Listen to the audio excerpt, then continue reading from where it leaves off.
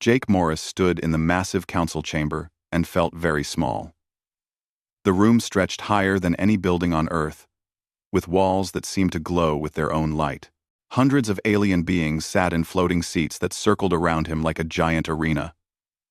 Some looked like insects with too many legs. Others resembled lizards that walked upright. A few were just clouds of gas inside clear containers. Jake represented humanity. He was the only human in the room. Next to him stood Dr. Lisa Grant, humanity's chief scientist. She had spent the last 5 years studying alien technology, trying to help Earth catch up. Her hands shook slightly as she held a data pad. They both knew this meeting would decide everything. Ambassador Vex Thar rose from her seat.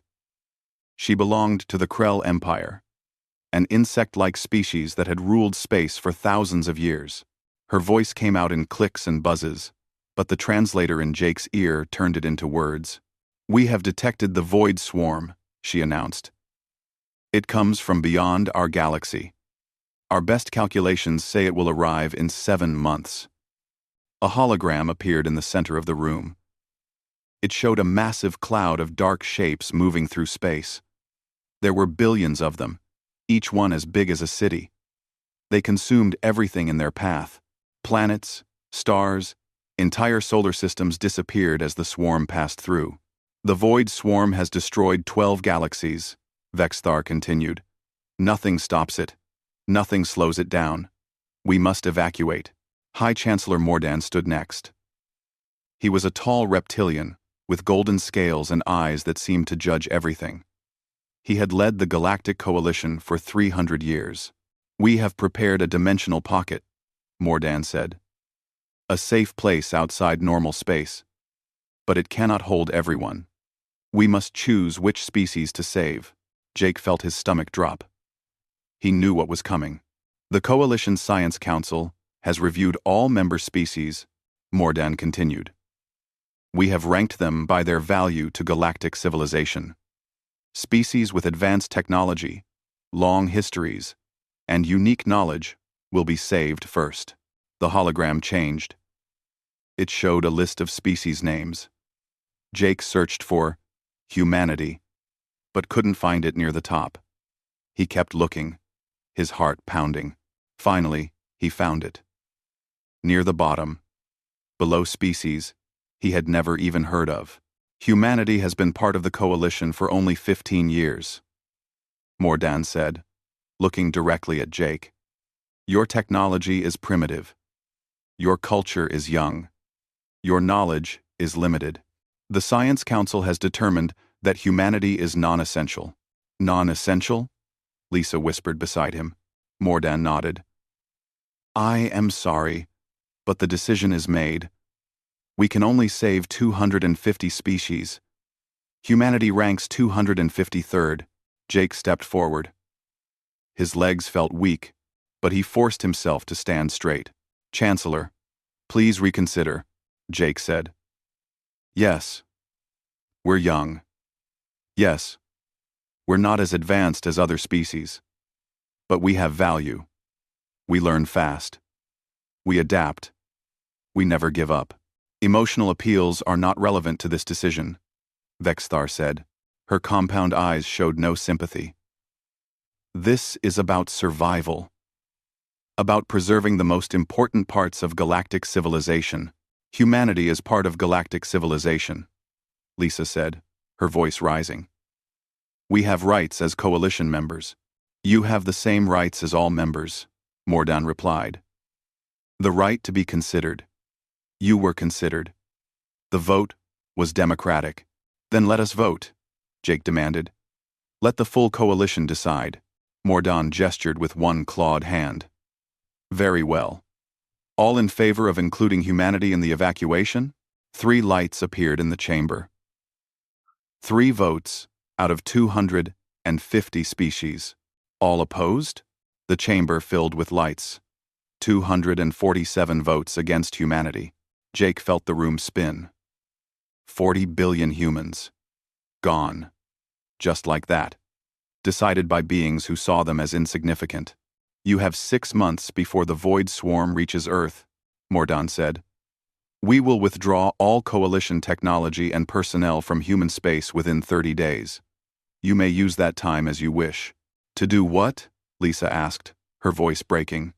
To wait for death? To make peace with your fate, Vexthar said. It is more than most species get. The meeting ended. Aliens filed out of the chamber, already discussing evacuation logistics. No one looked at Jake or Lisa. No one said goodbye. They were already forgotten. Jake and Lisa walked back to their ship in silence. The coalition station bustled with activity around them. Ships came and went, loading supplies for the evacuation. Workers hurried past carrying equipment. Everyone had somewhere to go. Everyone except humanity. What do we tell them? Lisa asked when they reached their ship. How do we tell Earth that we've been sentenced to death? Jake looked out the window at the stars. Somewhere out there, the void swarm was coming. Unstoppable. Inevitable. And humanity would face it alone. We tell them the truth, Jake said quietly. We tell them the galaxy gave up on us. Their ship left the station and began the long journey back to Earth. Jake spent the trip staring at the communications console. He had to send a message ahead. Had to warn Earth's leaders. But what could he say? Finally, he recorded his message. This is Commander Jake Morris. I'm returning from the Coalition Council. I have difficult news. The galaxy faces an extinction-level threat called the Void Swarm. The Coalition is evacuating to a safe dimension. Humanity was not selected for evacuation. We've been deemed non-essential. We have 6 months before the swarm reaches Earth. He paused, trying to think of something hopeful to add. Something to soften the blow. But there was nothing. I'm sorry, he finished. I fought for us. It wasn't enough. He sent the message and watched it disappear into space, racing ahead toward Earth. Lisa sat down next to him. Maybe they're right, she said softly. Maybe we are too primitive, too young. Maybe we can't survive this. Jake shook his head. No. I've seen humanity do impossible things. We've survived wars, plagues, disasters. We always find a way. This is different, Jake. This is extinction. Then we'll face extinction like humans? Jake said, his voice growing stronger. Lisa managed a weak smile. That's the Jake Morris I know. The ship flew on through the dark. Behind them, the galaxy prepared to abandon them. Ahead, Earth waited, unaware that its death sentence had been pronounced. But Jake meant what he said. If humanity was going to die, they would die trying to live. And the galaxy would remember that humans never surrendered, even when the whole universe said they should. President Helen Brooks stood at the window of her office and watched the sun rise over the Atlantic Ocean. It might be one of the last sunrises humanity would ever see. The thought made her hands grip the window frame until her knuckles turned white. Behind her, the room was full of Earth's top scientists, military leaders, and engineers. They had been meeting for 3 days straight, ever since Jake Morris returned with the news. 3 days of desperate ideas and impossible plans. We have 6 months, Helen said, turning to face them. 6 months. To solve a problem that destroyed 12 galaxies. 6 months to do what entire civilizations couldn't do. Tell me, we have something. Dr. Ben Carter stood up. He looked like he hadn't slept in days. His gray hair stuck up in odd directions, and his eyes were red. But there was an energy about him that made everyone pay attention. I have a theory, Ben said. It sounds crazy. But crazy is all we have left. Tell me, Helen said. Ben activated a hologram. It showed the basic structure of an atom, then zoomed out to show space itself. Everything in the universe is connected by something called zero-point energy, Ben explained. It's the energy that exists in empty space. It's everywhere. It's infinite. But we've never been able to use it Because we can't interface with it. Can't interface with it how? Asked Captain Amy Sullivan. She commanded humanity's defense fleet, a collection of ships that would be useless against the Void Swarm. Our machines can't touch it, Ben said. But I think our minds can. The room went silent. You're talking about psychic powers, someone said. That's not real science, isn't it? Ben challenged. We know consciousness affects quantum particles. We've proven it in labs. What if we could amplify that effect? What if human consciousness could directly manipulate the fundamental forces of reality? That's impossible, Dr. Ryan Foster said. He was Earth's leading geneticist. The human brain isn't built for that. Not yet, Ben agreed. But what if we could change it? Ryan's eyes widened. You want to modify human genetics and neural structure, added Kate Morrison. She was a young engineer who had been working on brain-computer interfaces. I've been developing technology that links the human mind directly to quantum computers. What if we used that technology to link minds to zero-point energy? Helen looked around the room. She saw doubt on many faces, fear on others. But she also saw hope. How long would this take? Helen asked. To develop? 2 months, Kate said. To implement? It depends on volunteers. 2 volunteers for human experimentation, Helen said slowly. Volunteers for something that might kill them. Or might save us all, Ben said. Helen walked to her desk and pressed a button. The news channels appeared on screens around the room. Every channel showed the same thing. Panic. Riots. People fleeing Earth on whatever ships they could find. Others building bunkers that would be useless against the Void Swarm. We need to give them hope, Helen said. Something to believe in. Something to fight for. She looked at Ben. You have 2 months. Whatever you need, it's yours. Money, resources, people, all of it. The project was named Ascension. Within a week, Ben and Kate had set up a lab in Colorado. Within 2 weeks, they had a working prototype of the neural interface, a small device that attached to the skull and sent signals deep into the brain. The hard part was finding volunteers. What they were attempting had never been done. It might work. It might turn people into vegetables. It might kill them instantly, but humans were desperate. And desperate humans were brave. The first volunteer was a woman named Sarah Kim. She was a pilot in the defense fleet, 32 years old with a daughter who had already fled Earth. Sarah had nothing to lose and everything to give. What does it feel like? Sarah asked as Kate attached the device to her head. We don't know, Kate admitted. Are you ready? Sarah nodded. Turn it on. Kate activated the device. For a moment, nothing happened. Then Sarah's eyes went wide. Her body went rigid. Monitors showed her brain activity exploding, lighting up in patterns no one had ever seen. Sarah, Ben called out. Can you hear me? Sarah didn't respond. She was looking at her hand, watching it like she had never seen it before. Then, slowly, a pen on the nearby table began to shake. It lifted into the air, floating without anyone touching it. Oh my God, Kate whispered. Sarah turned to look at them. When she spoke, her voice sounded different, deeper, fuller, like it contained more than one person. I can feel everything, Sarah said. The energy in the air, the atoms in the walls, the quantum fields that hold reality together. It's all connected. It's all one thing. And I can touch it. The pen exploded into flames, then turned to ice, then disappeared completely. Sarah was changing it at the atomic level. How do you feel? Ben asked carefully. Sarah thought about it. Alive. More alive than I've ever been. Like I was asleep my whole life and just woke up. Within 3 days, Sarah had complete control of her abilities. She could move objects, generate energy, even heal injuries by rearranging damaged cells. But there were side effects. She was smarter, faster. Her body stopped aging.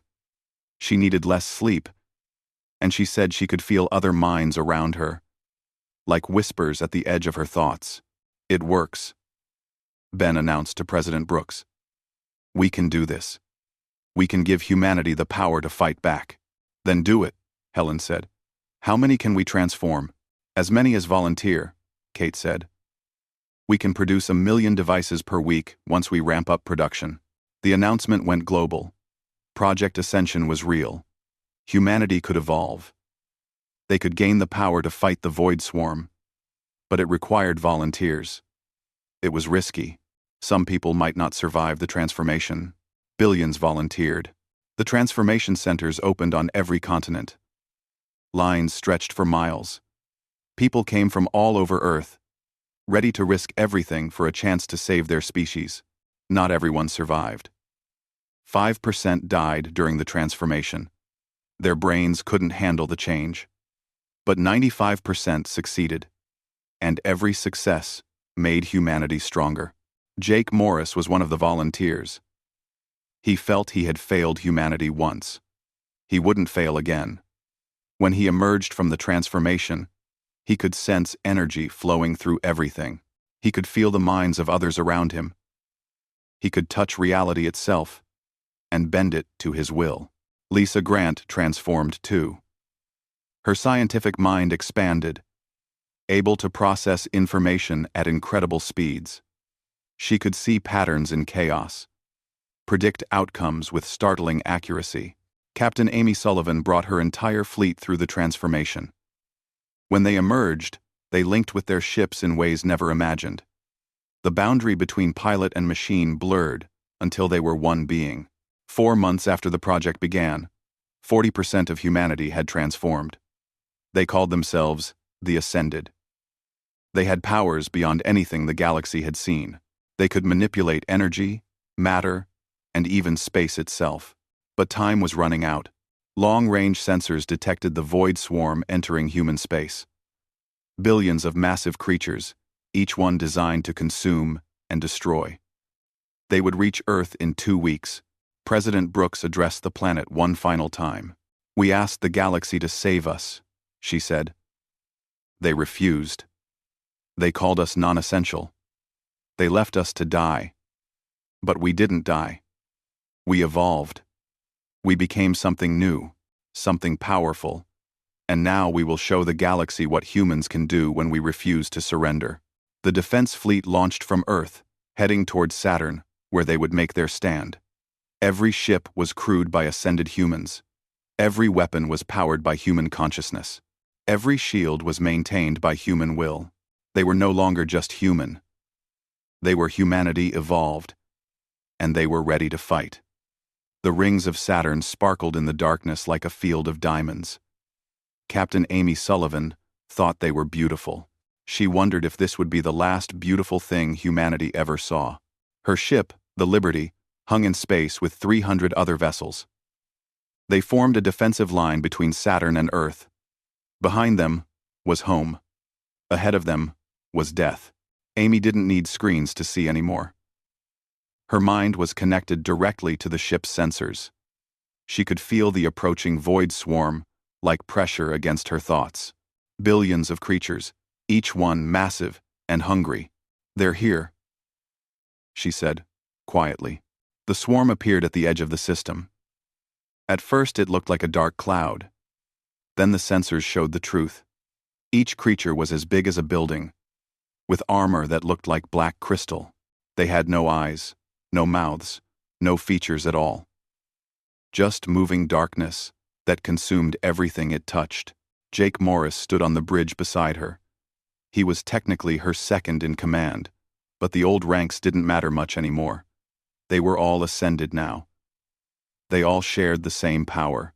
"How many?" Jake asked. "Too many to count," Amy replied. "Billions, maybe trillions. They just keep coming." Lisa Grant's voice came through the communication system. She was on a science vessel near the back of the fleet. "I'm reading their energy signatures," Lisa said. "They feed on matter and energy. Everything they touch gets converted into more swarm creatures. That's how they grow so fast.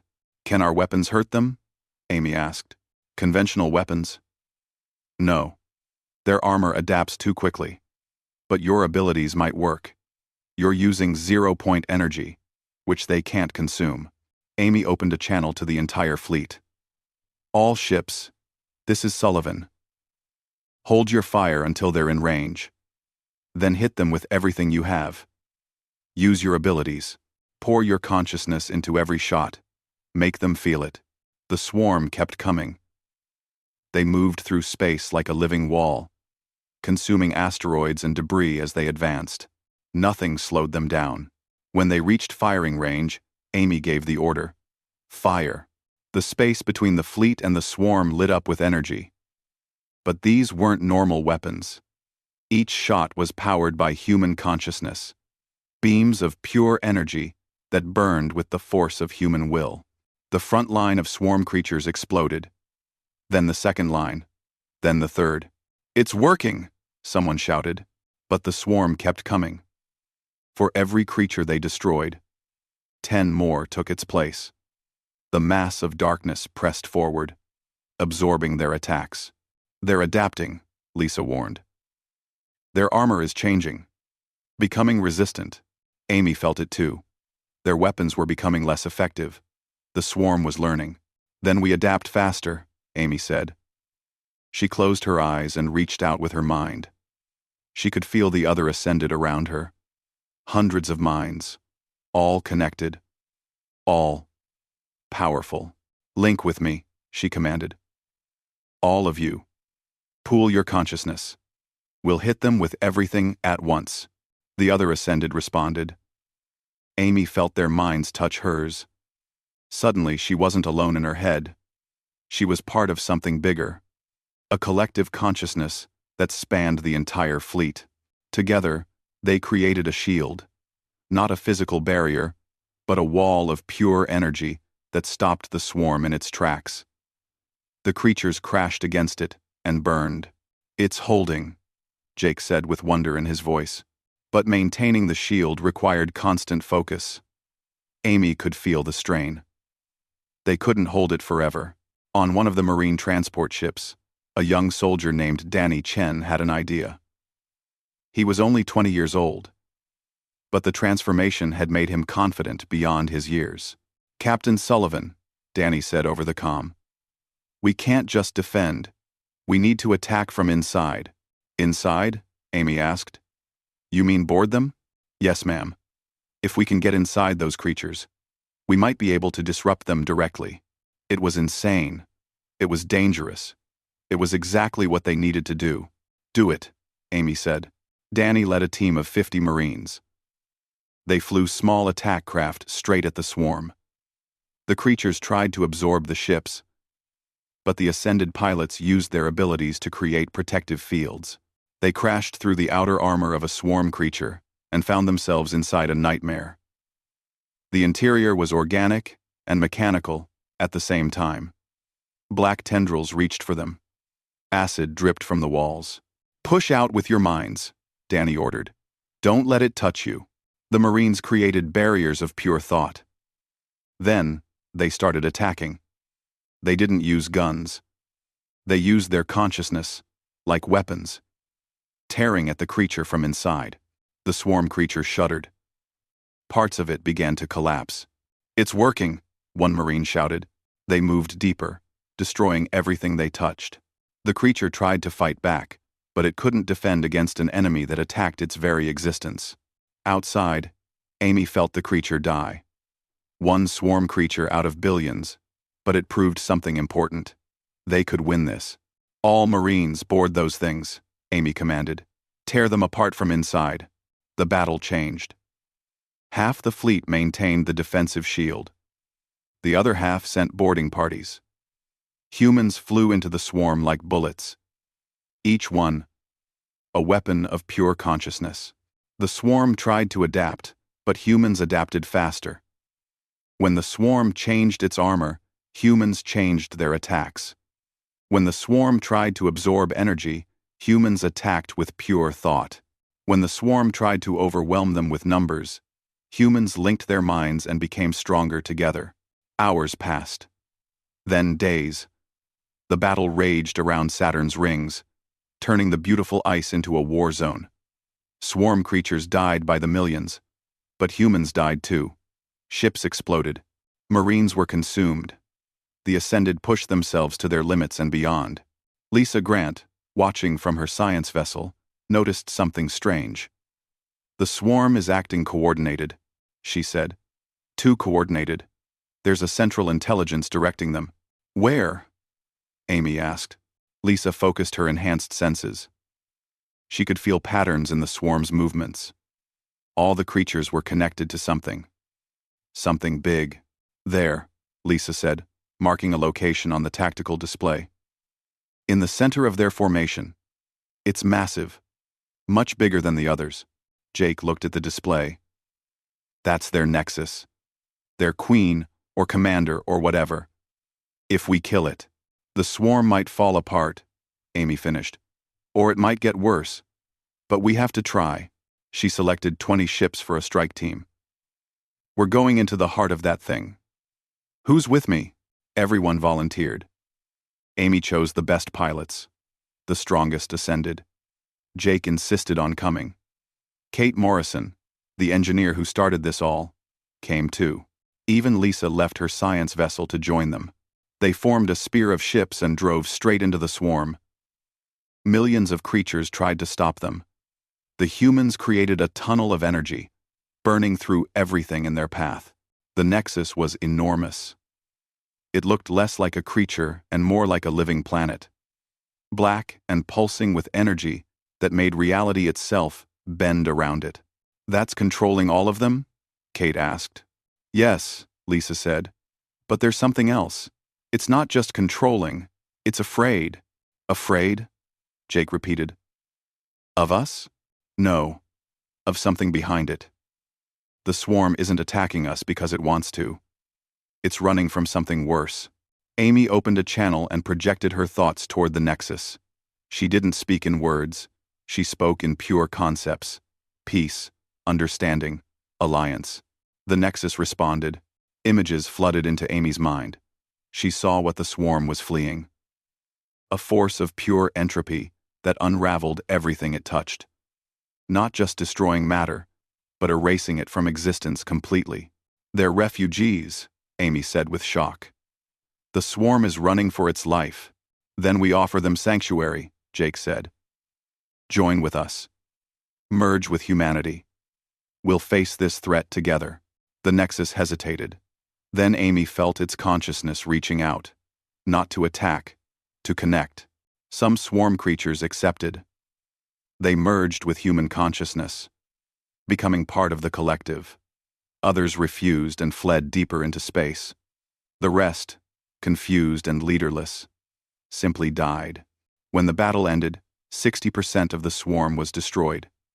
30% had fled. 10% had joined humanity. The human fleet limped back toward Earth. They had won, but barely. And they had learned something terrifying. The swarm wasn't the real enemy. Something worse was coming. As they approached Earth, Lisa detected signals from Coalition space. Desperate. Panicked.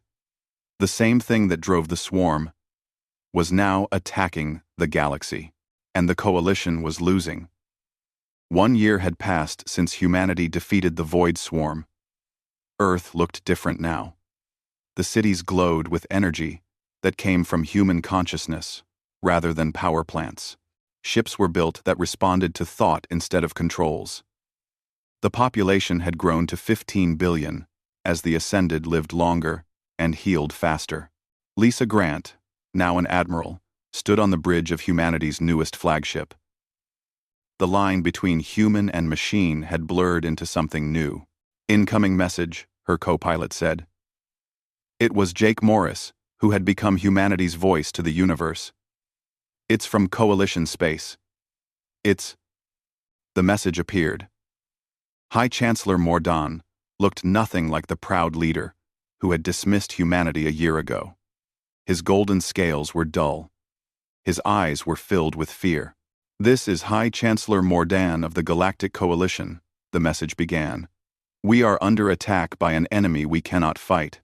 They call themselves the Entropy Choir. They unmake reality itself. Our weapons pass through them. Our shields cannot stop them. Entire worlds are being erased from existence. 1. 1. 1. The message showed footage of the attacks. Beings made of anti-light moved through Coalition space. Whatever they touched simply stopped existing. Not destroyed, not consumed, just gone, as if it had never been. We ask for help, Mordan continued. His voice broke. We know we have no right to ask. We left you to die. But we are desperate. Please, if humanity has any mercy, help us. The message ended. Lisa looked at Jake. What do you think? She asked. I think they left us to die, Jake said quietly. I think they called us non-essential. I think they voted against us 247-3. So we do nothing? Jake was silent for a long moment. No. Why? Lisa asked, though she already knew the answer. Because that's what makes us human, Jake said. We don't abandon people. Even people who abandoned us. We're better than that. We have to be. President Helen Brooks called an emergency session of Earth's government. The debate lasted 3 days.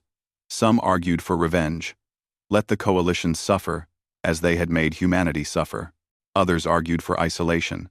Save their strength for future threats. But in the end, they voted to help. Not because the coalition deserved it, but because innocent people were dying. Lisa assembled a fleet of 500 vessels. Every ship was crewed by ascended humans.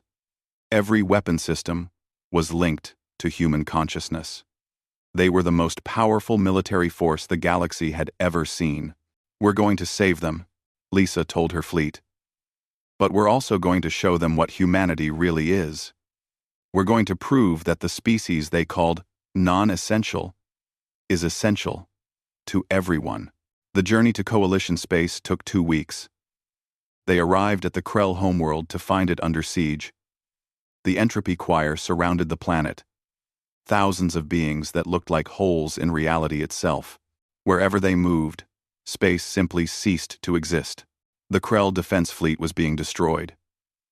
Their weapons couldn't touch the Entropy Choir. Their shields couldn't block them. Ships vanished, one after another. All ships, engage, Lisa commanded. The human fleet swept into battle. But they didn't use normal weapons. They used consciousness itself, attacking the Entropy Choir on a level deeper than physical reality. The Entropy Choir turned their attention to the humans. They reached out to unmake the human ships, but they couldn't. The ascended humans existed partially outside normal reality now. The Entropy Choir's powers didn't work on them. They can't erase us, someone shouted in triumph. Ben Carter, now leading a special corps of reality manipulators, had been studying this possibility. They work by severing the connection between matter and existence, he explained over the fleet channel. But we can reinforce that connection. We can create anchors. Anchors? Lisa asked. Points of absolute reality, Ben said. Places where existence is so strongly defined that nothing can unmake it. Then create them, Lisa ordered. Ben and his corps focused their minds. They reached into the quantum foam of reality and created fixed points, places where the laws of physics were absolute. The Entropy Choir tried to erase these points and failed. The anchors spread across the Krell homeworld like a net. The Entropy Choir couldn't touch it. On the planet's surface, Ambassador Vex Thar watched the battle from the capital city, the same Vex Thar who had voted against humanity. She watched human ships protecting her world, human soldiers dying to save her people. Why? She whispered. Why would they help us? Captain Amy Sullivan, now commanding a hybrid ship consciousness, heard the question through her enhanced senses. She projected her voice to the planet below. Because someone has to, Amy said simply. Because that's what heroes do. Amy, the battle raged for 6 hours. The entropy choir was powerful, but humans were stubborn. Every time the choir tried to erase reality, humans reinforced it. Every time they tried to unmake matter, humans anchored it in place. Finally, the entropy choir retreated. They couldn't understand these beings who refused to stop existing. They fled back into deep space, looking for easier prey. The Krell homeworld was saved. The population survived. And they had witnessed something they never thought possible. Humans defeating the undefeatable. High Chancellor Mordan arrived at the Krell homeworld 3 days later. He came in person to thank the humans. Lisa met him in the same council chamber where humanity had been condemned. Admiral Grant, Mordan said formally. On behalf of the Galactic Coalition, I offer our deepest gratitude. You saved us when you had every reason to let us die. We're not like you, Lisa said coldly. We don't abandon people. Mordan lowered his head. You are right to be angry. What we did was wrong. We judged you as non-essential when we were the ones lacking something essential. Compassion, honor, the courage to risk everything for others. Pretty words, Jake said, stepping forward. But words don't bring back the 40 billion humans who almost died because you abandoned us. No, Mordan agreed. Words cannot undo our shame. But perhaps actions can begin to. The Coalition offers full reparations. Technology, resources, territory, whatever you ask. We don't want payment, Lisa said firmly. We didn't come here for rewards. We came because it was right. Mordan stared at her. Then what do you want? We want you to do better, Jake said. The next time someone needs help, you help them. The next time a species seems weak, or young, or unimportant, you give them a chance. That's what we want. For you to learn what we learned. Every life has value. News of humanity's rescue spread through Coalition space. Some species were grateful. They praised human courage and mercy. Others were terrified. Humanity had power beyond anything the galaxy had seen. What if they decided to use it for conquest? But humanity had no interest in conquest. They had one interest: protection. Over the next weeks, reports came in. The entropy choir was attacking 12 other species. All of them were facing the same fate the Krell had faced: erasure from existence. Lisa looked at the reports and then at her fleet. We can save them all, she said. All 12? Someone asked. At the same time? We split up, Lisa said. We're strong enough now. We can protect the entire galaxy. Jake smiled. From non-essential to galactic guardians. They really didn't know what they were giving up when they abandoned us. The human fleet divided into 12 groups. Each group went to a different species under attack. Each group did what humans did best. They fought for those who couldn't fight for themselves. By the end of the month, all 12 species were saved. The entropy choir had retreated to the edge of the galaxy, confused and frustrated by these stubborn beings who refused to let others die. The Coalition held an emergency session. This time, humanity wasn't asking for permission. They were being begged to join. We were wrong about you, Mordan announced to the full council. You are not non-essential. You are the most essential species in the galaxy. You have the power to destroy us all, but you choose to save us instead. We are honored to have you as members of the Coalition. Lisa stood before the council. The same council that had voted to let humanity die. We accept your apology, she said. But things are going to change. No more ranking species by value. No more leaving people to die. From now on, we protect everyone, or we protect no one. The council agreed. They had no choice. Humanity had proven they were the strongest force in the galaxy. But more importantly, they had proven they were the most moral. As the meeting ended, Ambassador Vexthar approached Jake Morris privately. I voted against you, she said. I called your species non-essential. I was wrong. I am sorry. Jake looked at her for a long moment. Then, he extended his hand, in the human gesture of peace. Apology accepted, he said. Now let's make sure no one else gets abandoned. Odu. Odu. No. No one else. Vex Thar took his hand. Agreed. The galaxy needs humanity. We just didn't know it yet. 2 years after the Coalition abandoned humanity, the galaxy looked completely different. Human ships patrolled 47 sectors. Human defenders protected 300 species. The Guardian Fleet, as it was called, had become the galaxy's shield against the darkness. President Helen Brooks sat in her office and reviewed the reports. Mostly good news. Another species saved from the entropy choir. Another world protected from cosmic threats. But not all the news was good. And we lost 30 ships yesterday, she told Admiral Lisa Grant during their daily briefing, trying to save the Vorn people from an entropy attack. 30 crews, 600 ascended humans. Gone. Lisa's face was grim. I know. I sent them there. I'm not blaming you, Helen said quickly. You made the right call. The Vorn survived. But we're spreading ourselves too thin. We can't protect everyone all the time. So, what do? Lisa asked. Let some people die? Choose who's worth saving and who isn't? Become exactly what the Coalition was? No, Helen said. We teach them. We share our abilities. We make them strong enough to protect themselves. It seemed like the perfect solution. Teach other species to become ascended like humans. Give them the power to manipulate zero-point energy and defend their worlds. But it wasn't that simple. The first species they tried to uplift were the Morian people. They were peaceful plant-based beings who lived on garden worlds. They volunteered eagerly for the transformation. Dr. Ben Carter supervised the process personally. They used the same neural devices that had worked on humans. The same careful process. But when the Morians tried to use their new abilities, something went wrong.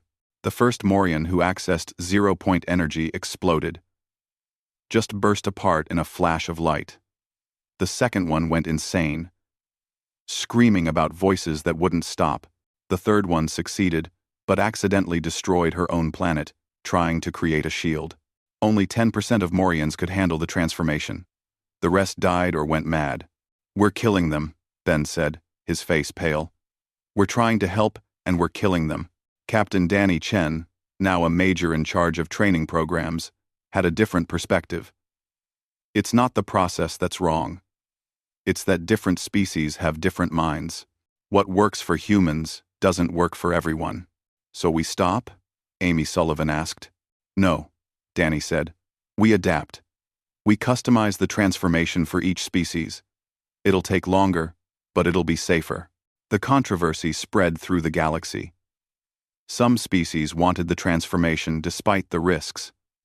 Others called it human imperialism, forcing their evolution on others. A group of coalition members formed the Independence Alliance, demanding that humans stop interfering. Jake Morris spent his days trying to keep peace. He traveled from world to world, explaining that humanity wasn't trying to conquer anyone. They just wanted to help. You have so much power, one alien leader told him. How do we know you won't use it to rule us? Because we've had this power for 2 years, Jake replied. And we've used it to save you, not enslave you. Judge us by our actions, not your fears. But fear was hard to overcome. Some species rejected human help entirely. Others accepted it but remained suspicious. The galaxy was divided between those who trusted humanity and those who didn't. Then Kate Morrison returned from where she had been for 6 months. She had volunteered for a special mission, ascending to a higher state of consciousness, exploring dimensions beyond normal space. She came back with news that changed everything. We're not done evolving, Kate told the human leadership. She looked different now. Her body seemed to flicker between solid and energy. The transformation we went through was just the beginning. There are higher states, deeper connections to reality. Higher how? Helen asked. Imagine seeing not just 3 dimensions, but 12, Kate said. Imagine experiencing time as a physical space you can move through. Imagine consciousness that spans entire star systems. That's where we're heading. That sounds dangerous, Ben said. It is, Kate agreed. But it's also necessary. Because I found something out there. The entropy choir isn't the real threat. There's something controlling them. Something ancient and powerful that exists in the higher dimensions. She projected images into their minds. A being of pure entropy that stretched across reality itself. It wasn't evil. It wasn't even alive in the traditional sense. It was the universe's immune system, cleaning out what it perceived as infections. It sees ascended beings as infections, Kate explained. Species that manipulate reality are viewed as cancer. The entropy choir is just its tool for removing us. How do we fight something like that? Lisa asked. We don't, Kate said. We convince it we're not cancer. We prove we're part of the universe's natural evolution, not a threat to it. But before they could act on this knowledge, the being Kate described arrived at the edge of the galaxy. It was called the Silence, and it made the entropy choir look weak by comparison. The Silence didn't attack with soldiers or weapons. It simply stopped things from existing. Entire solar systems went quiet. Not destroyed, just silenced. Like someone had pressed a cosmic mute button and deleted them from reality. Long-range sensors detected it spreading through the outer rim. 17 civilizations vanished in a single day. The entropy choir fled before it, terrified of their own creator. It's coming for us, Lisa said, watching the displays. Coming for all ascended life. In the galaxy, Helen stood and addressed not just Earth, but the entire galaxy through the quantum communication network. People of the galaxy, she began.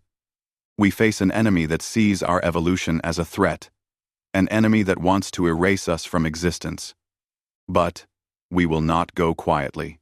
Humanity was left to die once before. We refused. We evolved. We became something more. And now, we'll do it again. How? Someone asked from across the galaxy. Together, Helen said. Every species, every consciousness. We merge into one unified being. We show the Silence that we're not separate infections, but part of the universe's natural growth. The proposal was radical.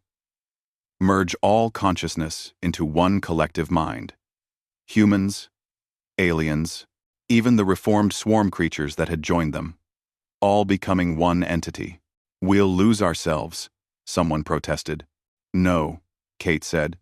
You'll find yourself as part of something greater. Individual identity remains, but connected to a larger whole. Like cells in a body, each one unique but part of something magnificent. The debate lasted days. But as the Silence approached, more species agreed.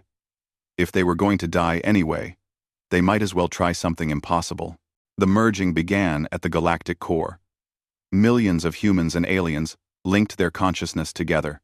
Ben Carter coordinated the process, using everything he had learned about zero-point energy and quantum consciousness. The collective grew. Billions of minds touching, sharing, becoming one.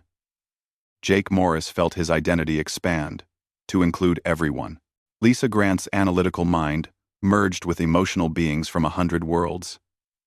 Amy Sullivan's warrior spirit combined with peaceful philosophers. They became something new. Not human, not alien, but truly galactic. A consciousness that spanned light years, that could perceive reality from 1 billion viewpoints simultaneously. When the Silence arrived at the galactic core, it found them waiting. The Silence reached out to erase them and stopped. Confused. This wasn't the cancer it expected. This was something else. Something it didn't have instructions for. Lisa, speaking for the collective, projected a thought. We are not your enemy. We are evolution. The silence studied them. It could see their history. How humans had been left to die. How they had evolved not for conquest but for survival. How they had saved species that tried to destroy them. How they had chosen mercy over revenge again and again. You are different. The silence acknowledged. Its voice was the absence of sound, but they understood it perfectly. We are what life becomes when it refuses to surrender, the collective replied. We are what happens when consciousness chooses growth over destruction. We are not cancer. We are the cure. The silence considered this. For billions of years, it had cleaned the universe of ascended species that went wrong. Species that used their power to destroy. Species that threatened the fabric of reality itself. But humanity was different. Prove it, the silence demanded. Prove you will protect reality, not corrupt it. We already have, Jake's voice said from within the collective. For 2 years we've protected, not conquered. We've saved, not enslaved. Judge us by what we've done, not what you fear we might do. The silence withdrew. Not defeated, but satisfied. Humanity and their allies had passed the test. They were not an infection to be removed. They were guardians to be trusted. As the silence departed, it left a message. Continue as you are. Protect reality. And if you ever become what I feared, I will return. The collective consciousness slowly separated. Billions of beings returned to individual awareness, but forever changed. They had touched infinity. They had been part of something greater. They would never be the same. Helen Brooks addressed the galaxy one more time. Today we proved something important, she said. We proved that evolution doesn't have to mean corruption. That power doesn't have to mean tyranny. That being strong doesn't mean being cruel. The galaxy tried to leave us to die. We came back stronger. But we came back better too. When Portent 10, we came back better. When Portent 10, the Guardian fleet continued its mission. But now, it was more than human. Species from across the galaxy volunteered to join. The fleet that had started with 500 human ships grew to 5,000 ships from 200 species. They called themselves the Eternal Watch. Their mission: protect reality itself from threats, both within and without. Stop species from falling into the same traps that created the entropy choir. Guide evolution instead of forcing it. Be guardians, not conquerors. 100 years passed. Jake Morris, now looking like a man in his 40s, despite being nearly 140 years old, stood on Earth and watched the sunset. Lisa stood beside him, looking equally young. Do you ever regret it?